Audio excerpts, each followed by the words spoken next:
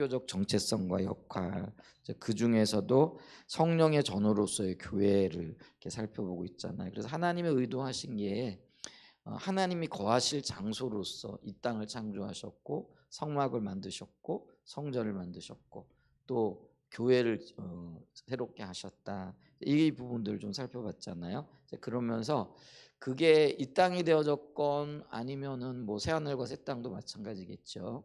그 다음에 뭐 성막이 되어졌던 성전이 되어졌던 교회가 되어졌던 핵심은 하나님의 임재다 이렇게 말씀드렸죠. 그래서 성경 곳곳에 보게 되어질 때도 하나님이 그 백성들과 함께 하시기를 얼마나 원하시는가 이런 것들을 볼 수 있고요. 그러면서 이제 교회가 성전이다 혹은 성전과 관련되어졌을 때 하나님 임재의 장소로서의 교회 혹은 뭐 성전을 보게 될 때 몇 가지 중요한 요소들이 있다. 이거를 우리가 좀 보기를 원하는데요. 212페이지 보면은 이제 여기 지금 살펴볼 차례잖아요. 그래서 성전과 관련한 몇 가지 중요한 게 있다라는 거죠. 이게 성전이 성전된다. 그리고 주님이 우리와 함께 하신다라고 얘기했을 때 이것들이 반드시 있어야 된다라는 거죠. 그 첫 번째가 뭐냐면은 거룩이다라는 거죠. 그래서 우리가 이걸 좀 보면은요.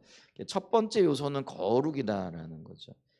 우리가 구약에서 또 볼 때도 하나님의 성막을 가리키는 두 단어가 굉장히 중요한 의미를 갖는데 출애굽기 25장 8절에 보면 내가 그들 중에 거할 성소를 그들이 나를 위하여 짓되 이렇게 얘기를 하죠. 그래서 여기서 중요한 단어가 뭐냐면 성소와 장막이라는 거죠. 그래서 이 성소라는 단어는 우리가 거룩한 장소라는 그런 의미가 있는데 그게 우선적인 단어의 의미가 거룩을 뜻한다라는 거죠. 그래서 이 거룩을 뜻하는 단어로부터 성소라는 말이 나왔다라는 거죠. 그래서 이 천막은 성막이 원래 천막이잖아요. 텐트잖아요. 그죠? 그래서 뭐 우리가 가죽으로 또 실을 꼬아서 이렇게 만드는 원래 이제 뭐 이게 성막이라는 게 지금처럼 이게 뭐냐면 고정 건물이 아니라 이동식 건물이잖아요. 건물이라기보다는 텐트죠. 그래서 이스라엘 백성들이 이동하면서 언제든지 그거를 쉽게 철거하고 쉽게 이렇게 치고 그래서 그곳에서 예배드리고 그래서 언제든지 이게 가능하도록 텐트로 만들어져 있는 거잖아요. 그래서 이게 그게 이제 성전이 지어지면서 고정 건물이 되어졌던 것들을 이렇게 보게 되는 거죠. 그래서 이 천막, 이 텐트는 하나님의 거룩하심과 그분 백성의 거룩함에 대한 그분의 관심과 의도를 고대 이스라엘 백성들에게 그리고 오늘날 교회와 이 글을 읽는 모든 하나님의 백성들에게 새겨지게 하는 거룩한 장소가 될 것임을 보여준다라는 거죠. 그래서 이 텐트를 성막이라고. 그러니까 성막이라는 말이 두 의미라는 거죠. 거룩한 장소, 그 다음에 장막이라는 그런 의미라는 거죠. 근데 첫 번째 의미가 뭐예요? 거룩한 곳. 그곳에서 하나님의 임재가 있고 그 하나님의 임재 안에서 하나님의 백성들이 거룩해져야 될 부담감을 갖게 되어진다. 또 거룩으로 나가야 된다라는. 그래서 거룩에 대한 관심을 가져야 된다라는 이런 의미가 되죠. 그 다음에 이제 장막으로 번역되어진 단어, 그러니까 성막, 장막 이렇게 얘기할 때 장막으로 이걸 번역하게 되어질 때는 거한다라는 동사와 관련이 되어 있다. 거한다, 머문다라는 그런 의미가 되겠죠.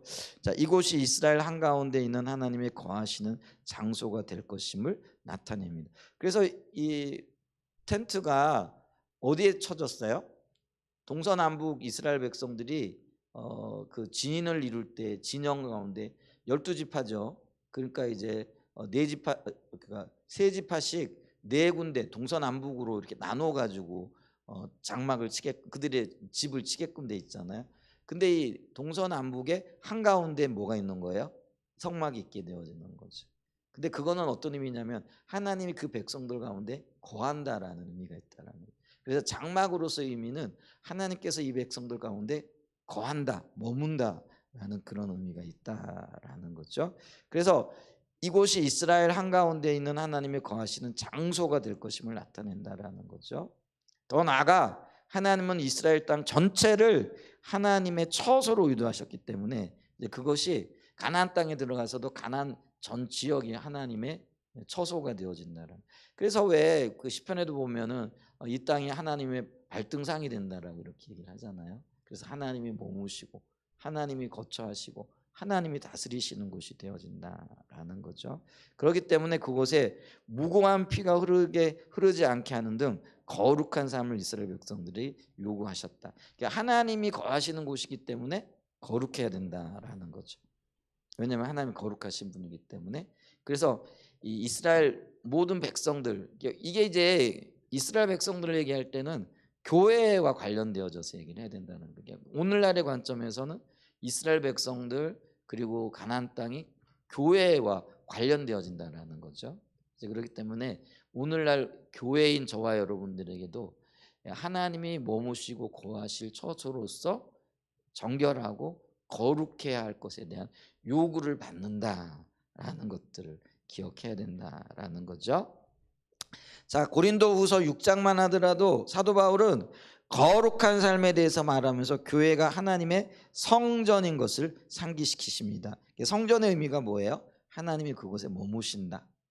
그래서 거룩한 전, 그래서 성전이잖아요. 그래서 이게 거룩해야 된다라는 그런 의미죠. 그리고 교회가 하나님의 성전인 삶의 의미에 대해서 설명하고 난 뒤 바로 이어지는 구절에서 그는 이렇게 말한다. 사도 바울의 얘기를 하는 거야. 고린도후서 7장 1절이라. 6장에서 교회가 하나님의 성전이라 이렇게 얘기를 하면서 그 7장 1절에 이렇게 얘기한다라는 거죠.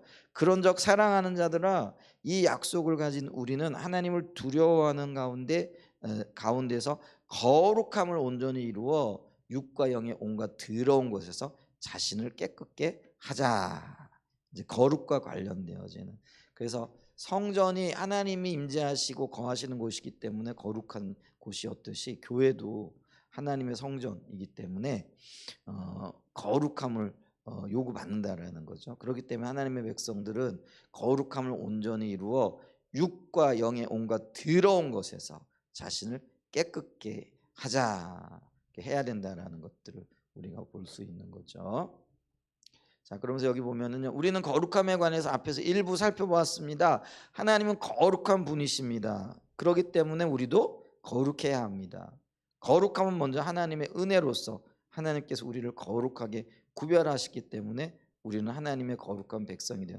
이게 있잖아요. 내가 거룩하기 때문에 하나님 오신 게 아니고요. 하나님 우리를 찾아오셨기 때문에 우리가 거룩해진 거거든요. 이게 이제 이게 구원의 원리에도 마찬가지죠.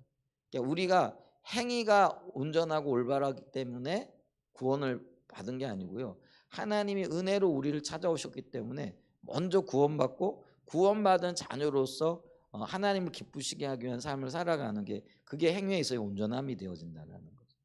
그러니까 늘 우리가 기억해야 돼요. 구원이 먼저냐 은혜가 먼저냐라고 했을 때 분명한 사실은 뭐라고요? 은혜가 먼저라는. 그러니까 이게 있어요. 우리가 사랑의 요구를 받는데 우리가 사랑을 해야 될 이유는 뭐냐면 하나님이 먼저 우리를 사랑하셨다라는 거. 구원도 마찬가지예요. 그리고 믿음으로 우리가 반응해야 되는데 우리가 믿음으로 반응해야 할 이유는 뭐냐면 하나님이 먼저 우리를 찾아오셔서 구원의 길을 보여주셨다라는. 그래서 이 구원의 길을 우리가 믿음으로 반응하는 거예요. 거기서 구원의 역사가 있는 거잖아요. 그러니까 항상 우리는 기억해야 될 게 먼저 하나님이 우리에게 은혜를 베푸셨고 먼저 하나님이 우리에게 구원의 길을 보여주셨고 먼저 우리에게 하나님의 사랑으로 찾아오셨다는 거죠. 그러니까 내 안에 어떤 거룩함, 뭐 온전한 행위, 뭐 주님을 사랑함 이게 있는 게 아니고요.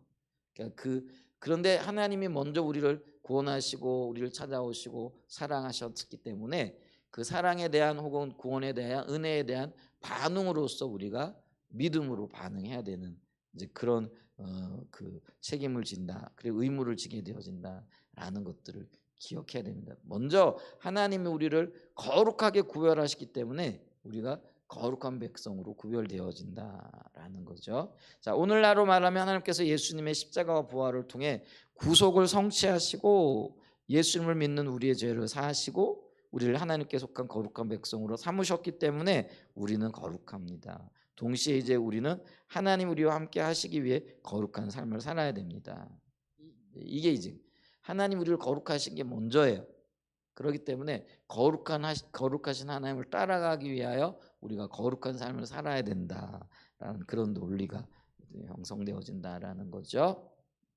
자, 그런데 그 거룩함도 하나님의 거룩함이 한편으로는 하나님의 생명입니다. 예수님 그분이 우리의 거룩함입니다. 그래서 고린도전서 1장 30절 우리가 이제 복음을 설명할 때 이 구절을 예를 잘 들잖아요. 그리고 이 복음을 나타내는 구절이라 그러죠. 예수는 하나님으로부터 나와서 우리에게 뭐가 되셨다고요? 지혜와 의로움과 거룩함과 구원이 되셨으니, 지혜, 의로움, 구원함이 되셨는데 그 중에 하나가 거룩함이다라는 거죠. 이게 복음이고요. 그리고 이게 하나님의 생명이라는 거죠. 자, 거룩함은 하나님께서 우리에게 주셔서 우리가 소유하는 그 무엇이 아닙니다. 예수님 그분이 우리의 거룩함입니다. 그래서 예수님이 우리에게 길을 주시는 분이 아니라 예수님 그분이 우리의 뭐라가 된다라는 거죠. 길이 되고 생명이 된다라는 거죠. 그래서 그분이 우리에게 진리가 되고 그분이 우리의 생명이 되고 그분이 우리의 거룩함이 되는 거죠. 그러니까 거룩함을 나눠 주신 분이 아니라 예수님 자체가 거룩이고 진리고 생명이라는 거죠. 그러니까 우리가 그분 안에 거해야 된다라는 거죠. 그걸 이제 지금 얘기하고 있는 거죠. 그래서 우리가 예수님과의 친밀한 교제 가운데 있을 때, 다시 말해 우리가 예수님 안에 거하고 예수님 우리 안에 거할 때, 이게 이제 친밀한 교제라는 거예요. 친밀함의 뭐라고 최고봉이라 그럴까요?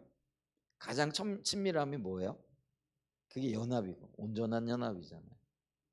그래서 왜 이 그 부부간의 친밀한 연합을 동거한다 뭐 이렇게 표현하잖아요. 그게 이제 연합의 의미거든요. 그러니까 부부가 한 몸이 되어진다라고 얘기했을 때 이 의미가 우리가 그걸 연합의 의미로 보거든요. 단순하게 육체적인 그게 아니고요. 연합, 그리고 그게 친밀함의 최고를 얘기하는 거라는 거예요. 그럼 뭐 예수님의 내 안에 내가 예수님 안에 거하는 것, 이게 주님과의 친밀한 교제인데 그게 온전한 연합을 이루는 거죠. 그러니까 우리가 주님과 연합하는, 그러니까 주님이 내 안에 내가 주님 안에, 그게 온전한 연합인 거죠. 그 친밀함의 가장 내밀한 것을 의미한다라고 이렇게 얘기할 수가 있는 거죠. 그래서 우리가요 예수님이 내 안에 거하고 내가 예수님 안에 거할 때 이제 온전한 연합이 되어지고요. 이 연합이 되어지면은 예수님의 거룩함이 내 거룩함이 되어지는 거예요. 이게 복음입니다. 참 놀랍잖아요. 이제 그러니까 우리는 해야 될 일인데 그게 뭐예요? 예수님과 하나 되어지기를, 온전한 연합 되어지기를. 그래서 오늘 우리가 성찬식 했잖아요. 근데 성찬의 비밀도 그거예요. 그러니까 우리가 뭐 단순하게 빵을 먹는다, 떡을 떼어서 먹는다, 이게 아니고요. 그게 이제 영적인 의미가 있다라는 거죠. 그러니까 이게 빵이 예수님의 몸이라는 거예요. 근데 그걸 우리가 먹게 되어지는 거예요. 그러면은 눈에 보이던 예수님의 몸이 우리 안에 들어가면 눈에 보이지는 않잖아요. 근데 우리 안에 거하는 거죠. 녹아나는 거예요. 그래서 내 몸과 예수님의 몸이 하나가 되어진 거죠. 피도 마찬가지인 거죠. 그런 영적인 의미가 있다라는 거예요. 그래서 우리는요 성찬을 대할 때 주님과의 연합을 갈망하는 거죠. 그러니까 단순하게 의식으로서 연합이 아니라 영적인 완전한 연합을 우리가 추구하고 그렇게 되어지기를 갈망하는 거죠. 그럴 때 있잖아요. 내 안에 없던 거룩이 주님과 하나 되어짐으로 나오는 거예요. 그게 신비예요, 신비. 참 놀라운 일이잖아요, 그죠? 내게는 능력이 없어요. 내게는 거룩함이 없어요. 내게는 어떤 생명도 없어요. 그런데 예수님이 내 안에 들어오심으로 내가 예수님과 온전한 연합을 이루는 거죠. 이제 거기에서 예수님이 거룩함이 되시고 예수님이 나의 생명이 되시고 지혜가 되시고 또 구속함이 되는 엄청난 역사가 일어나는 거죠. 어제 이제 그 MWS 이렇게 다녀오신 분들이 대전에서 세 분이 대전에서 아마 남자분도 한 분 계셨던 것 같아요. 근데 이제 그분은 이제 뭐 시내에 계신 이제 그 목사님은 개인적으로 알긴 하는데 하여간 이번에 이제 이희숙 전도사님하고 그 교회 지난번에 우리 영원함 집회에 왔던 그 홍 집사님이라고 그러시더라고요. 이제 같이 가셨어요. 그러니까 이제 영은이를 좀 데리고 와라 해가지고 이제 차가 가니까 오고 가고 하는데 이제 그때 그때가 했는지 아니면 간증 시간에 했는지 이희숙 전도사님이 자기의 삶 안에 이게 화학적인 변화가 일어났다 뭐 이렇게 간증했다 그러는 것 같더라고요. 이게 이제 뭐냐면요. 주님이 내 안에 주님이 내가 주님 안에 거하게 되어질 때 물리적인 변화가 아니라 진짜 근본적인 변화 이걸 이렇게 화학적인 변화라고 얘기를 하잖아요. 십자가 복음에 보면 있잖아요. 우리가 나무를 가지고 의자를 만들면 이게 형태는 변화되었지만 본질은 안 바뀌었잖아요. 근데 뭐죠? 뭐 염화나트륨하고 수소가 섞이게 되어지면은 염산과 수소가 섞이게 되면 염화나트륨 소금이 되어지. 그거는 완전히 본질 자체가 바뀌어 버리는 거잖아요. 그걸 이제 화학적인 변화라 이렇게 얘기를 하잖아요. 근데 이 화학적인 변화가 일어나는 거예요. 그러니까 주님과 연합하게 되어질 때, 그러니까 근본적으로 바뀌는 거예요. 모양은 똑같은데, 근데 주님이 내 안에 내가 주님 안에 거하면 온전한 연합을 통해서 거룩이 내 안에는 없었어요.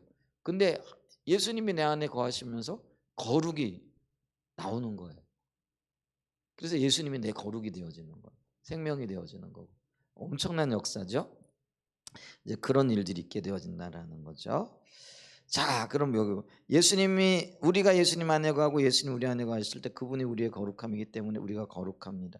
그리고 하나님이 그렇게 우리의 삶을 다스리시고 통치하실 때 하나님은 우리의 옳지 못한 마음의 자세와 동기까지 다루시고 다른 사람에 대한 옳지 못한 태도 등 우리의 마음의 깊은 부분까지 숨겨진 죄들을 들추어내셔서 우리를 정결케 하십니다. 반대로 우리가 예수님과의 친밀한 교제 가운데 있지 않을 때 우리는 신분적으로 거룩한 하나님의 백성일지 모르지만 이렇게 연합되어진 상태가 그걸 다른 말로 친밀한 교제 가운데 있지 않을 때 우리가 예수 믿게 되어질 때 신분적인 거룩함, 신분적인 의는 없죠. 근데 지속적인 변화는 없고 승리의 삶은 없다라는 거죠. 이제 그래서 우리가 거룩을 얘기를 할 때 신분적인 거룩, 지속적인 성화 이렇게 나누기도 하잖아요. 근데 이게 다 일어나야 된다라는 거죠. 그래서 이게 친밀함이 없게 되어지면은 신분은 거룩한 하나님의 백성인데, 자 이걸 이제 우리가 흔히 얘기를 할 때 어느 날 한 임금님이 길을 지나다가 이렇게 거지를 만나고 그 거지에게 마음이 뺏겨가지고 왕자로 삼았단 말이에요. 그러면 이 아이는 왕자가 되어진 거잖아요, 신분상으로는. 근데 이 아이가 생활 습관 거지로 살았던 수십 년의 그런 수년간의 삶을 갑자기 바꿀 수 있느냐? 아니죠. 그걸 바꾸기 위해서는 특별한 훈련과 또 노력이 필요한 거잖아요. 근데 이제 뭐 아들이 되어졌다고 왕자가 되어졌다고 해가지고 갑자기 어느 날 생활 습관이 이렇게 바뀌지는 않는 거죠. 그러니까 이제 거룩한 신분을 얻었을지 모르지만은 진정한 왕자로서 혜택은 누리지 못하는 경우들이 있다는, 당분간 훈련을 받고 자신이 얼마만큼 그런 혜택을 받은 존재인가를 깨닫기 전까지는요. 그리고 그런 삶을 살아가기까지는 이 진정한 왕자로서의 그런 어떤 혜택, 어떤 삶을 누리지 못하게 되어지는 거죠. 이게 이제 신분적으로는 거룩할 수 있지만 삶의 영역에서는 여전히 옛 습관에 머무를 수 있다라는 거죠. 근데 그게 하나님과 친밀한 교제 가운데 있을 때만이 신분적인 거룩함을 얻을 뿐만 아니라 실질적인 삶에서 하나님의 생명을 누릴 수 있다라는 거죠. 근데 오늘날 우리가요, 예수를 믿었어요. 왕자는 되어졌어요.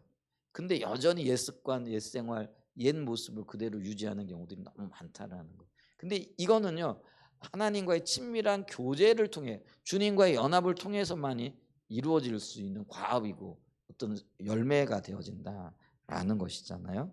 그래서 여기도 그 얘기를 하잖아요. 친밀한 교제 가운데 머물지 않을 때 우리는 신분적으로는 거룩한 하나님의 백성일지 모르지만 우리의 삶은 전혀 거룩하지 않고 우리의 삶 속에는 겉으로 드러난 죄들뿐만 아니라 그 중심이 안 다뤄진다는 거예요. 탐심, 음란, 악독, 용서하지 않는 죄, 상대방을 미워하고 무시하는 죄, 이게 이제 우리의 마음에서 일어나는 죄들이잖아요. 근데 이런 것들이, 이런 온갖 종류의 숨겨진 죄악들이 우리 안에 가득하다라는 거죠. 오늘날 교회가 그렇잖아요. 하나님의 백성들이라고 일컬어지는, 그러니까 우리가 신분적으로 하나님의 백성이에요. 그런데 우리 안에 뭐가 가득한 거예요? 여기 얘기하고는 탐심, 탐욕, 음욕, 용서하지 않는 죄, 뭐 사람들을 존중하지 않고 무시하고 뭐 이런 온갖, 그건 드러나지 않은 죄들이잖아요. 그런 죄들이 우리 안에 가득한 거죠. 그러니까 열매들이 그렇게 나타날 수밖에 없는 거라는 거죠. 근데 이런 것들은요, 주님을 만나야 돼요. 그러니까 주님과의 친밀한 교제 가운데에서 그분을 알고 그분의 거룩을 닮아가고 이래야 이게 이때 국물이 벗겨질 수 있다라는 거죠. 근데 이런 주님과의 관계에 있어서도 핵심이 뭐냐? 임재라는 거죠. 그래서 성전의 의미가 주님이 우리와 함께 하시는 거잖아요. 하나님 백성들의 백성된 것도 주님이 우리와 함께 하십니다. 그래서 여기도 거룩함을 위해서도 하나님의 생명을 위해서도 뭐가 핵심이라는 거예요? 임재가 핵심이라는 거죠. 오늘 우리가 오전에 스데반 집사님 살펴봤잖아요. 근데 참 놀랍잖아요, 그죠? 우리가 저도 그렇게 담대할 수 있을까 싶어요. 가끔 지금 우리나라가 지금 뭐 공산주의 뭐 이렇게 그래서 뭐 그렇진 않겠지만은 근데 우리가 6.25 때를 좀 생각해 보면은요. 이게 남북이 나눠지면서 남쪽은 자유민주주의를 채택하고 위에는 공산주의잖아요. 근데 이제 그게 경계가 무너진 게 6.25 전쟁이잖아요. 그러니까 북한이 쳐들어오면서 어 그러니까 그때 이제 가장 우선 타겟이 이제 교회였고요. 그다음에 이제 뭐 지식인층들 이렇게 있잖아요. 그러니까 공산주의자들이 이 그 일제 시대 때보다도 훨씬 더 많은 그리스도인들을 그 잡아 죽였어요. 총살하기도 하고. 몇 년 전에 얘기를 했나 모르겠는데 영광에 보면은 단일 교회로서 가장 많은 순교자를 낸 교회가 있어요. 근데 그게 공산 그러니까 그 6.25 때 공산주의 군인들이 해가지고 저질러졌거든요. 근데 그때 가장 어린 나이가 그때 뭐 4살인가 7살인가 그 15살 언니의 뭐죠?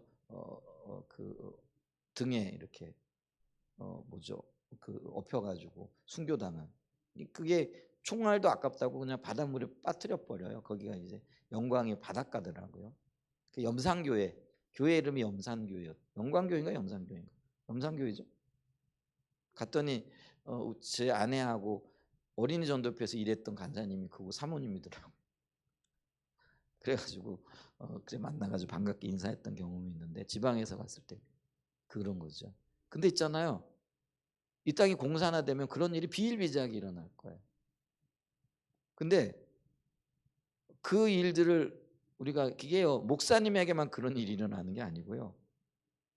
교인이라는 이름 때문에 그런 일들이 일어나는 거예요. 그래서 그때 죽은 거는요 목사님도 물론 그때 순교를 당하셨겠지만 그때 140몇 명인가가 그러니까 단일 교회에서 가장 많은 순교자가 나왔다라는 거예요. 그러니까 어린아이로부터 시작해가지고 온 교회 전체가 그런 일들을 겪었거든요. 근데 이제 스테반 집사님도 바로 그런 경우잖아요. 그러니까 공회에 잡혀가가지고 지금 어떤 면은 죽음으로 위협하는 거잖아요. 우리가 너희를 죽일 수 있어? 이럴 때 그러면은 그 영산교회 성도들이 어느 날 다 모여라 뭐 공산주의자들이 태각을 하면서 교회 성도들을 다 불러내가 그러면서 예수 믿을 거냐 안 믿을 거냐 이렇게 위협했다라는 거죠. 그러니까 그 앞에 섰을 때 그걸 견뎌낼 수 있는 힘이 뭘까? 생명을 그러니까 그 생명이잖아요, 그잖아요. 그 생명을 잃어버릴 그분들도 그걸 알았을 거란 말이죠. 아, 우리가 여기서 죽겠구나.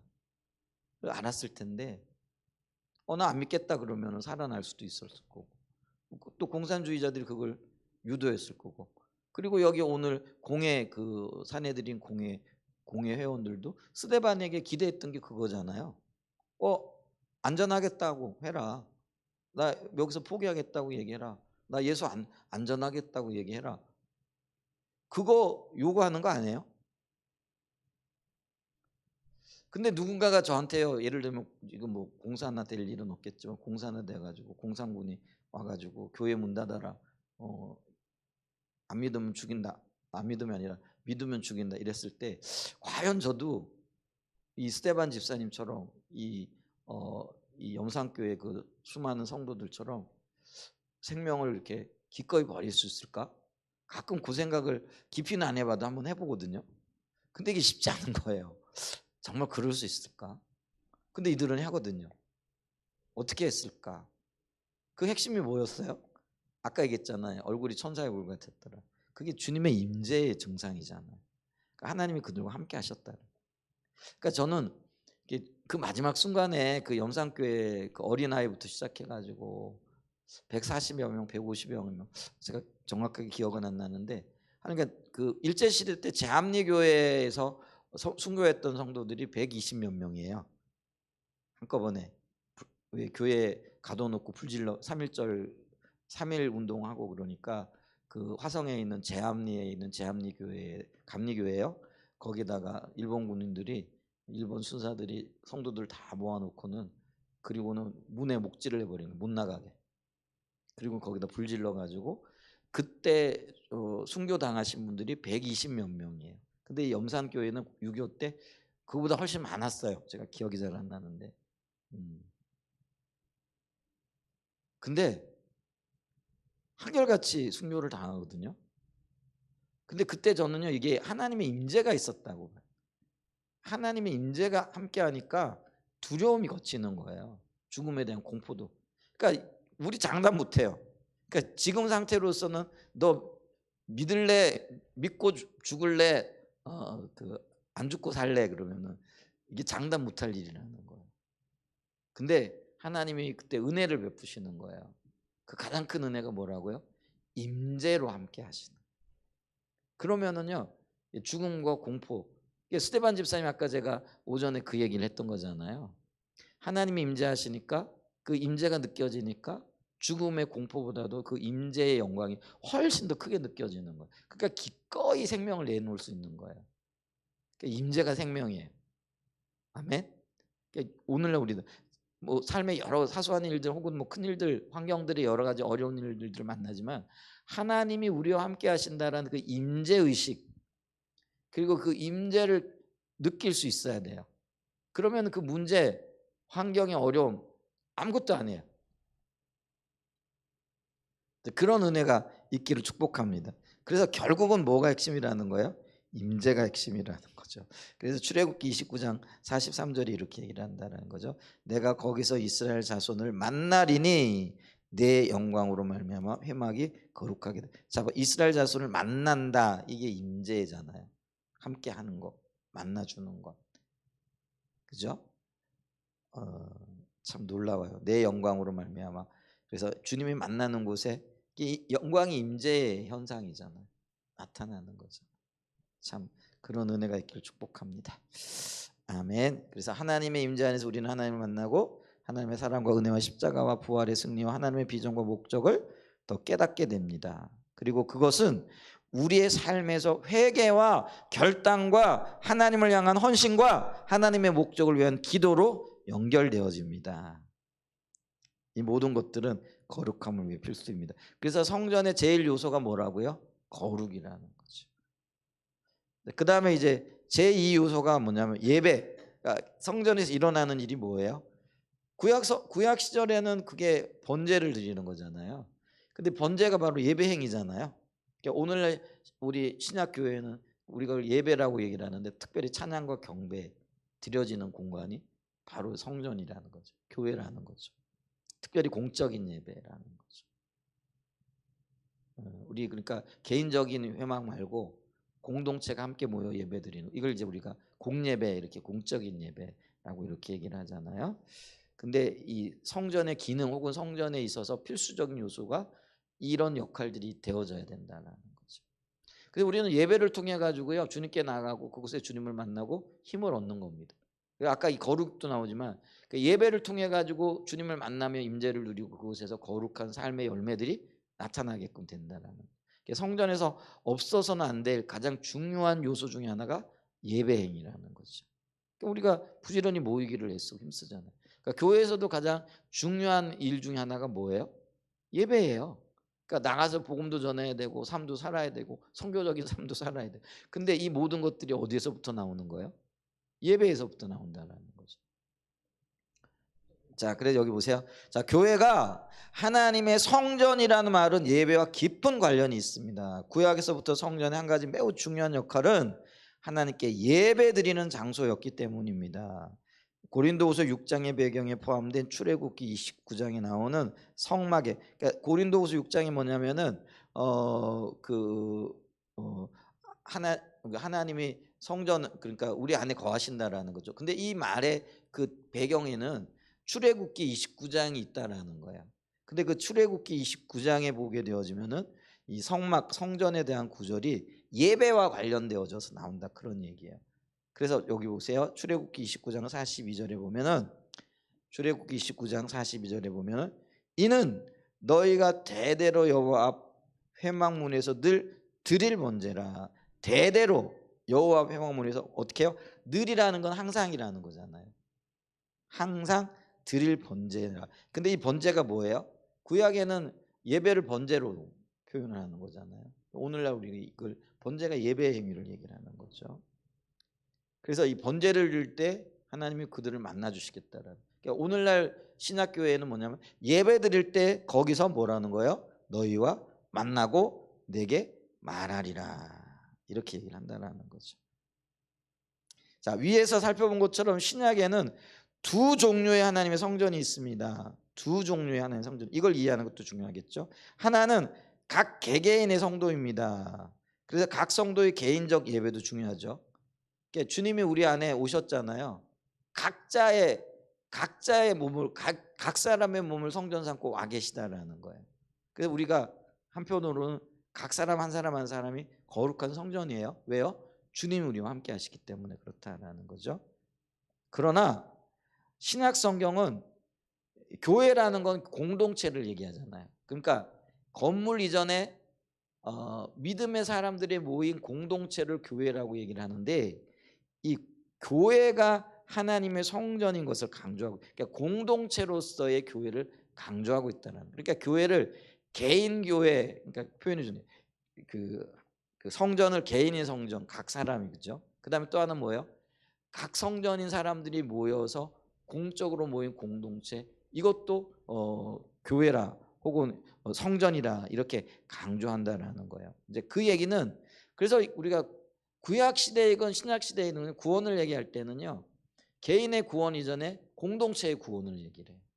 그러니까 이스라엘 사람들의 한 사람 한 사람의 구원 이전에 하나님은 이스라엘의 구원을 얘기를 하시거든요. 그러니까 그게 공동체의 구원이고 교회의 구원이라는 것을 우리가 기억해야 됩니다. 그래서 이 공동체성을 상실하면 안 된다라는 거죠. 자, 이 말은 교회의 공적인 예배가 그만큼 중요하다는 것을 의미한다는 것이죠. 사실 교회만 하더라도 어떤 의미에서 모일 때, 특히 예배로 모일 때가 교회라는 거예요. 그러니까 뭐 교인들이 모여가지고 우리 이번에 뭐 진짜 뭐 처음인 것 같아요. 그래서 지금 우리 그 성경 공부 모임반하고 또 우리 좀 연세 드신 분들 가시길 원하는 분들 해가지고 우리 바닷가 다녀왔잖아요. 뭐 그것도 교회예요. 근데 그런 어떤 인간적인 교제, 뭐 친목을 다지는 그것도 교회지만, 그렇게 모일 때보다 주님을 만나고 추구하고 예배 드리기 위하여 모였을 때 그때가 진정한 교회라는 거예요. 그걸 지금 얘기를 하고 있다라는 거죠. 그래서 예배로 모일 때가 진정한 의미에서 교회라는 거죠. 그래서 우리는 사도 바울이 고린도전서 11장 18절에서 교회로 모일 때라고 한 말에서도 그 점을 볼 수 있다라는 거죠. 그래서 베이커 성경 백과사전도 그 점을 잘 지적하는데, 구약 성경과 유사하게 그것은 종종 바울이 고린도에 있는 기독교인들에게 너희가 교회로 혹은 교회 안에 모일 때에 라고 말했을 때와 같이 이때가 교회의 모임을 의미한다. 이것은 기독교인들이 특별히 공예배를 드리기 위해, 예배를 위해 모일 때 하나님의 백성이라는 것을 의미한다. 그래서 이게 공동체, 그러니까 예배로 모일 때가 이게 진정한 의미에서 교회가 되어진다는 거죠. 그러니까 그 의미는요, 하나님의 예배로 모일 때 더 강력하게 임재하신다는 말이 되어진다는. 그러니까 이제 오늘날 신약 교회가, 현대 교회가 잃어버린 게 이거잖아요. 그러니까 예배를 그렇게 별로 중요시하게 여기지 않는다. 그러니까 이게 예배, 그러니까 우리는 예배를 찬양과 경배로 이해하잖아요. 근데 오늘날 교회는 찬양과 경배를 어떻게 이해하는 거예요? 말씀을 듣기 위한 준비 모임으로 정도 생각한다는 거죠. 그러니까 우리가 예를 들면 설렁탕 먹을 때 깍두기가 맛있긴 하지만은 주 재료는 설렁탕이잖아요. 깍두기가 그거 우리가 설렁탕 집에 가가지고 깍두기만 먹고 나오지 않잖아요. 그죠? 근데 마치 요즘에 있잖아요. 예배를 드릴 때 찬양과 경배를요 깍두기처럼 생각한다라는 거예요. 그러니까 깍두기 먹고는 할 일 다 했다라고 생각한다라는 거예요. 그럼 이게 예배의 본질이 지금 훼손되어지는 거라는 거죠. 그러니까 예배가 굉장히 중요해요. 그래서 오늘 우리가 예배 드릴 때도 요즘 이제 우리 음향 시설이 좀 이렇게 문제가 있으니까 이게 예배가 이렇게 드리는 입장에서 막 좀 이렇게 눌리는 듯한 느낌도 이게 좀 시원시원스럽게 뻗어 나와야 되는데 오늘 저녁에는 이렇게 뻗어 나오는데 아침에도 왔다 갔다 하긴 했잖아요. 좀 그런 것들이 있는 거죠. 그러니까 이제 위축이 되어지는 거잖아요. 근데 방해를 받기는 하지만은 그럼에도 불구하고 우리는 뭐예요? 전심으로 주님을 예배하고 주님을 높여야 된다라는 거죠. 그리고 그게 우리의 마치 모든 것인 것처럼 생명인 것처럼 사실 우리가 예배에 대해서 조금 더 진지해져야 돼요. 그러니까 우리 교회가 다른 교회들보다도 훨씬 더 예배에 대한 어떤 인식이나 이런 것들이 훈련되어 왔고 또 그렇게 하려고 노력하기 때문에 아마 많이 좋을 거예요. 근데 그 영은이가 그 얘기를 하더라고요. NWS에 들어가서 예배 드리는데 별로 우리 교회하고 다른 원래 이게 NWS나 이런 데는 많은 이렇게 사모하는 사람들이 모이니까 이렇게 예배 임재가 굉장히 강하잖아요. 근데 이제 그런 이해가 없는 사람들이 요번에 이제 새로운 사람들이 많이 오니까 뭐 그럴 수도 있겠지만 뭐 예배 그래도 기본적인 임재가 있고 예를 들면 우리가 NWWC나 NWS에 가면은 훨씬 많은 임재를 누릴 수가 있잖아요. 사모하는 분들이 있으니까. 근데 이제 영혼이는 그걸 잔뜩 더 기대하고 간 거예요. 근데 갔더니 우리 교회하고 별로 다르지가 않은 거예요. 우리 교회 다르지 않다라는 거는 우리 교회가 어떤 면에서 그만큼 자랐다라는 의미이기도 해요. 그러니까 예배가 우리 교회가 상당히 자라 있는 영역이 있거든요. 근데 아직도 그게 우리는 불만족스러워야 된다라는 거예요. 더 예배가 자라나야 되고 더 예배가 진지해야 되고 더 예배 가운데 주님을 만나야 되는 어떤 그런 절박한 필요가 있다라는 거예요. 근데 예배가 이렇게 정체되어져 있다. 아니면 온전한 예배가 안 드려진다. 그럼 우리가 심각하게 우리를 돌아봐야 된다는. 왜냐하면 한 사람 한 사람이 이런 자세를 가지고 주님 앞에 나와 예배가 되는 거예요. 근데 누군가가 그걸 이해하지 못하고 예배를 마치 너무 힘들어하고 지겨워하고 야 뭐 예배가 이렇게 기냐 이런 식으로 생각하고 한 사람이라도 누군가가 그런 어떤 자세와 태도를 가지고 있으면은 이 예배가 그게 한 마음에 연합된 예배가 되어지겠느냐라는 거죠. 그게 안 되잖아요.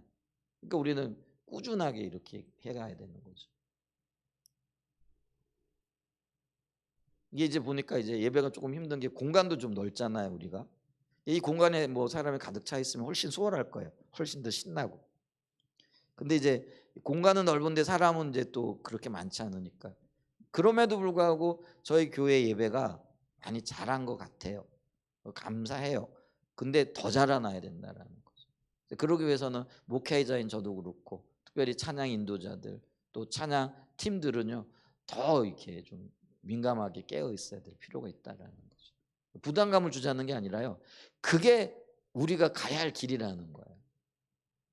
그게 그리고 공예배의 어떤 의미고 목적이. 그래서 보세요. 찬양과 경배로 나가기 위해 모일 그때가 교회라는 거예요. 이게 좀 지나친 얘기 같잖아요. 근데 이게 사실이라는 거예요. 근데 그게 이제 없어요. 많은 교회들이 그게 없는 거죠. 아까도 말씀드렸듯이 찬양과 경배를 특별히 이제 우리나라처럼 장로교적인 배경이 있는 데는 말씀이 가장 우선되어지잖아요. 설교도 굉장히 중요하긴 해요. 근데 설교보다 더 중요한 게 뭐라고요? 찬양과 경배라는 거죠. 우리가 그런 개념을 좀 가지고 나가야 된다라는 거죠. 자, 그래서 교회가 모여서 드리는 공적 예배는 아무리 강조해도 지나침이 없을 만큼 중요합니다. 우리는 심지어 성막 그리고 성막에서 드리는 예배에 대해서 말하는 출애굽기 29장 42절과 46절에도 신약 교회 예배를 위한 하나님의 비전을 볼 수 있습니다.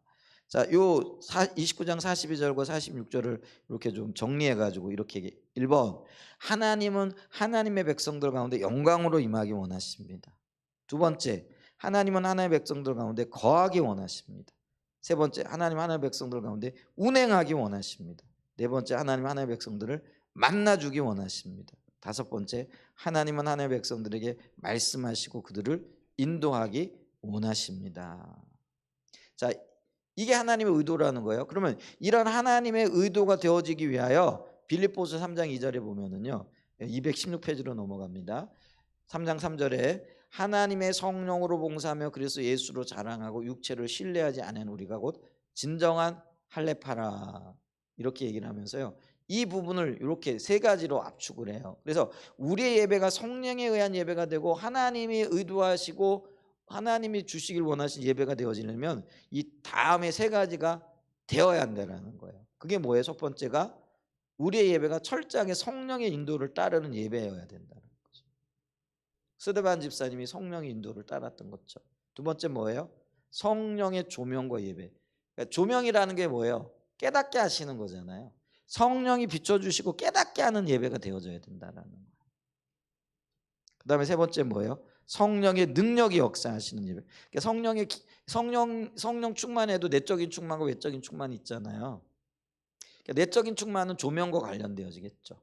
깨닫게 하시는 것과도 관련되어지겠죠. 기쁨 뭐 이런 것과 관련되겠죠. 근데 외적인 충만은 뭐예요? 기름 부음과도 관련. 그러니까 교회 안에요, 오늘날에 기도하는 가운데 병자들이 낫고 또 이렇게 뭐 좀 그렇죠, 암도 떠나가고 뭐 이런 외형적인 어떤 역사들, 기름 부음도 나타나야 돼요. 그러니까 우리가 그걸 위해 기도해야 되잖아요.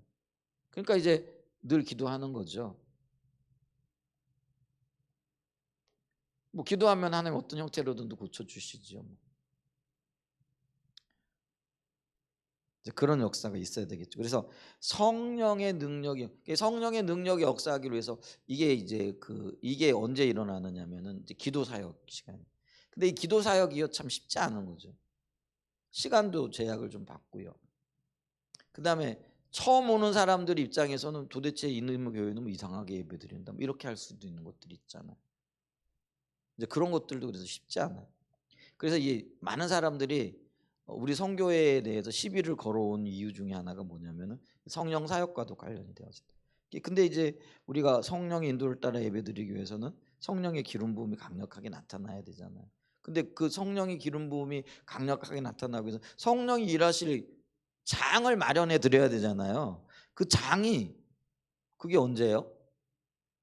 기도 사역 시간이잖아요. 그 이번에 제가 NW에서 올라가 가지고 이제 인도하는데, 이번에 두 번째 시간에는 어 이렇게 기도하는 분들도 초청하고 함께 기도하는 시간을 가졌어요. 뭐 한 15분 정도 이렇게 했지만은 그때 있잖아요. 하나님께서 물론 예배 가운데도 일하시지만은 뭐 예배하면서 주님을 만나고 눈물을 흘리고 우는 분들, 막 흐느끼고 통곡하는 분들도 있더라고, 계시더라고요. 그게 성령 임재하는 거죠. 근데 초청해 가지고요, 이렇게 기도해 드릴 때는 맹숭맹숭하게 나왔던 분들이 성령의 그 어떤 터치가 느껴지시나 봐요. 그러니까 초청하고 그들이 주님 앞에 섰을 때 특별히 젊은이들이 이번에 많이 왔더라고요. 포도나무 교회 한 오이코스에서는 오이코스에서 5명이 우리 들어가자 그래가지고 5명이 한꺼번에 들어왔대. 그런 경우도 있더라고요. 그래가지고 젊은 아이들이 청년부에서 들어왔더라고요. 어떻게 알았느냐면 청년부 담당 목사님이 우리 그 NWC 그 평가회 한다고 갔더니 이제 오셨더라고요. 같이 식사하면서 마주 앉아가지고 얘기하다, 우리 청년회 중에 이번 NW에서 우리 함께 들어가자 공모를 한 일당들이 5명이나 들어갔다. 그게 참 쉽지 않잖아요, 그죠? 한 오이 코스에서. 그래 와가지고 젊은 아이들도 있더라고요. 근데 그들이 이렇게 성령 사역 시간에, 그러니까 초청해가지고 기도해 주는데요, 그 성령의 만지심이 있더라고요. 그러니까 막 이게 울면 원래 코끝이 빨개지잖아요. 새빨개지면서 눈물이 터지고, 그래서 주님이, 그게 이제 성령의 기름 부음과 관련되죠. 그런 일들이 우리 가운데 있어야 되죠. 그러니까 멀쩡하다가도 그렇잖아요. 성령의 오시고 초청하고 기도하고 또 누군가, 그게 누가 기도하는가가 중요한 게 아니라 그게 매개의 역할, 기도해 주는 사람은 매개 역할을 하는 거잖아요. 근데 그때 성령의 만지심이 있어가지고요, 맹숭맹숭하게 나왔다가 눈물 콧물 흘리고 주님을 경험하고 임재를 누리고 이런 역사들이 있게 되어지는 거잖아요. 근데 우리 교회 안에 그런 일을 점점 더 좀 많아졌으면 좋겠어요. 정말 그런 일들이.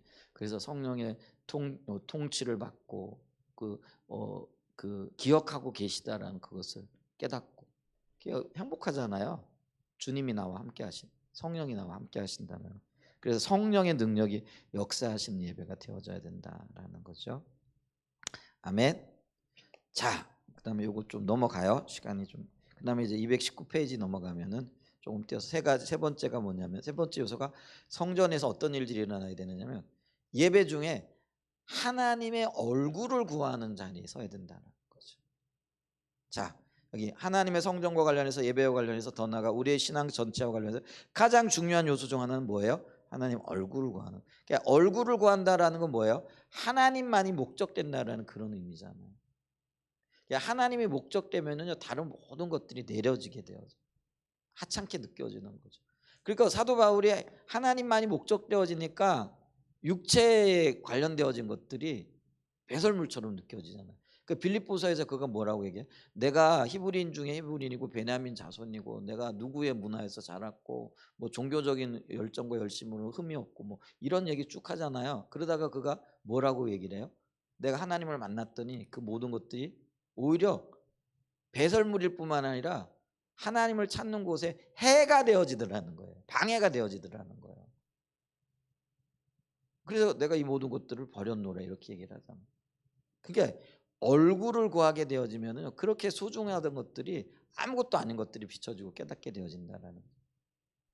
그러니까 얼굴을 구해야만이 이런 삶의 태도와 자세들을 볼 수 있다라는 거예요. 그래서 이 성전, 그러니까 교회는요, 모임은요, 예배는요, 하나님의 얼굴을 구하여 나오는 것입니다. 하나님 얼굴을 구하는 겁니다. 아멘. 그래서 이제 시편 26편 8절에도 보면 다윗이 그런 얘기를 하잖아요. 여호와여 내가 주께 계신 집과, 이게 성전을 얘기하죠. 주의 영광이 임재가 있는 곳을 어떻게 한다고요? 사랑하오니 이렇게 얘기를 하죠. 여호와여 내가 주께 계신 집과 주의 영광이 머는 곳을 사랑하오니. 그래서 27장 4절에 우리가 너무나 잘 알고 있는 거잖아요. 다윗이 이런 얘기를 하잖아요. 내가 여호와께 바라는 한 가지 일 그것을 구하리니 곧 내가 내 평생 여호와의 집에 살면서 여호와의 아름다움을 바라보며 그의 성전에서 사모하는 그것이라. 이건 뭐 이 말씀은 너무나 자주 들었기 때문에. 자, 그다음에 성전은 하나님 얼굴을 구하는 곳이다. 그다음에 교회가 하나님 얼굴을 구하는 곳이다. 두 번째, 자, 성전에서의 예배의 핵심도 결국은 하나님의 얼굴을 구하는 것이다라는 거죠. 그래서 여기에 대한 말씀은 시편 24편 1절과 6절인데 제가 한번 읽어볼게요. 시편 24편 1절로 6절 쭉 띄워주세요. 같이 한번 읽어보죠. 시편 24편 1절로 6절 말씀. 자, 시작. 땅과 거기에 충만한 것과 세계와 그 가운데 사는 자들은 다 여호와의 것이로다. 여호와께서 그 터를 바다 위에 세우시며 강들 위에 건설하셨도다. 여호와의 산에 오를 자가 누구며 그의 거룩한 곳에 설. 여호와의 산에 오른다라는 게 예배드리러 나가는 거예요. 성전에 주님 찾아 나가는 걸 얘기를 하는 거예요. 누구냐? 그러면서 4절에 곧 손이 깨끗하며 마음이 청결하며 뜻을 허탄한 데 두지 아니하며 거짓 맹세하지 아니하는 자로다. 그는 여호와께 복을 받고 구원의 하나님께 의를 얻으리니 이는 여호와를 찾는 족속이요 야곱의 하나님의 얼굴을. 그러니까 예배하는 게 하나님을 찾는 족속이 얼굴을 구하는 거라는 거예요. 자, 그래서 그럼 하나님 얼굴을 구한다. 이게 얼굴이 뭐냐? 여기 설명해 놨으니까 제가 좀 읽어드릴게요. 잘 들어보세요. 구약에서는 임재는 히브리어 단어 얼굴을 대변하기 위해 사용되었고, 그러면 이제 얼굴이라는 것은 임재와 관련되어진다라는 거죠. 그러면 얼굴 구한다라는 주님의 임재를 구한다라는. 그러니까 주님이 목적되어져서 주님이 나와 함께하는 것을 원하는 것과 관련되어진다라는 거겠죠. 그래서 조금 더 얼굴이 구체화되어졌어요. 얼굴이 뭐라고요? 하나님의 임재와 관련이 있다. 자, 그 단어가 전치사와 결합될 때 그것은 임재 안에서를 의미했다라. 그러면은 임재 안에서 그러면 그 하나님이 우리와 함께 하시는 것과 관련이 되어진다라는 거죠. 그래서 창세기 32장 30절에서 야곱은 하나님을 얼굴과 얼굴을 대면하여 보았다. 사람의 인격이나 성품이 그의 얼굴에 나타난다. 그런 의미에서 어떤 사람의 얼굴은 그 사람이다. 그러므로 하나님의 얼굴은 이스라엘을 구원하시는 하나님의 임재이다. 구원 가운데 나타나신 하나님의 역사라는 거죠. 그게 임재라는 거죠. 거룩한 곳에서 하나님께 기도하는 것은 하나님의 얼굴을 구하는 것, 곧 그분의 개인적인 임재를 구하는 것이었다. 실로 이것이 이스라엘에서 성전 예배와 개인적인 기도를 요약한다. 하나님의 축복은 그분의 얼굴을 그들 위해 비추는 것으로 구성되어졌다. 그래서 하나님의 얼굴을 구한다는 임재를 구하는 거라, 개인적인 관계를 누리는 거라는 그런 의미죠. 근데 이게 오늘날 예배 성도들 가운데 많이 가려져 있다라는 거죠. 그래서 하나님 백성들이 주일에 하나님 예배하러 오는데 하나님을 구한다, 주님을 만난다 이런 개념 자체도 없다라는 거죠. 그냥 뭐 때문에 오는 거예요? 그냥 주일이니까 오는 거죠. 주일이니까 오는데 어떤 의미로 오는 거야? 종교적인 의무하려고 오는 거죠. 그러니까 내가 예수 믿는 사람인데 예배 안 드리고 주일날 참석 안 하면 찝찝한 거죠. 그러니까 그냥 그 찝찝함을 달래기 위해 오는 거죠. 근데 그건 예배가 아니라는 거예요. 그럼 뭐예요? 예배는 하나님의 임재를 구하여 나오는 거예요. 주님 만나기 위하여 나오는 거라는 거예요.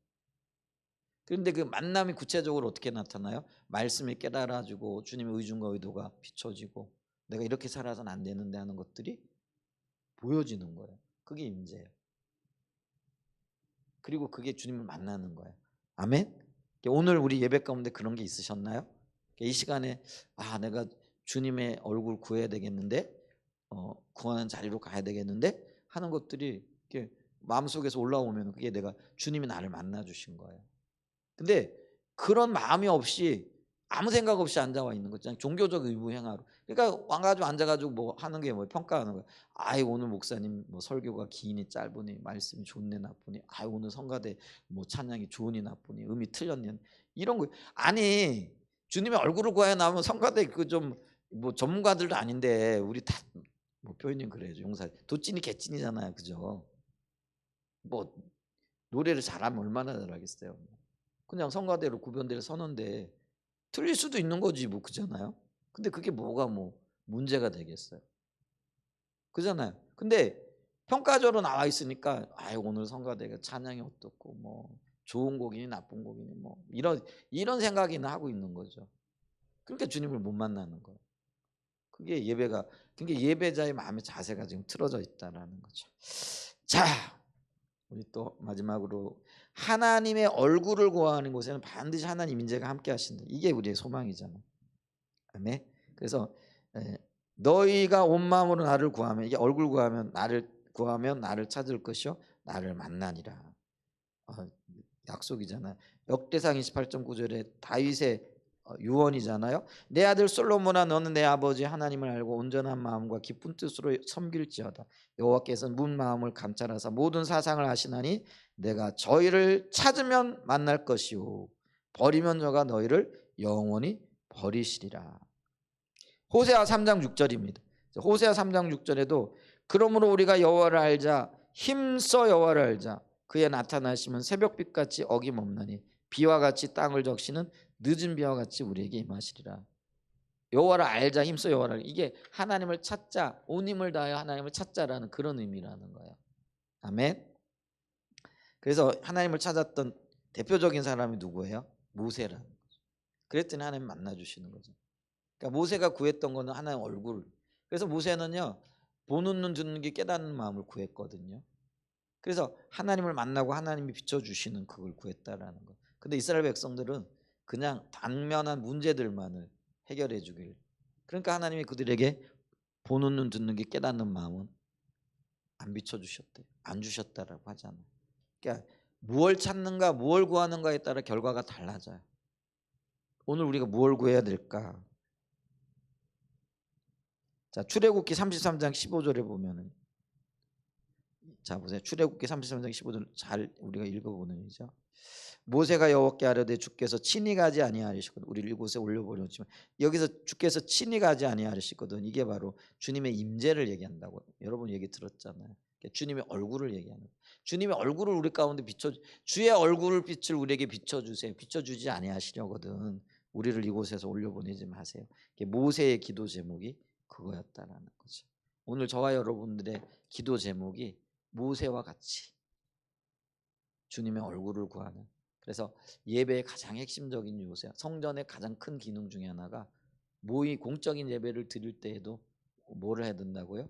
주님의 얼굴을 구하여 나와야 된다라는 것입니다. 자, 성전으로서의 하나님의 전으로서의 성전의 의미. 그러니까 교회가 성전이고 하나님이 머무시는 곳이잖아요. 그래서 우리가 어떻게 해야 될 것인가 이 부분들을 좀 살펴봤습니다. 네, 말씀 마쳤습니다.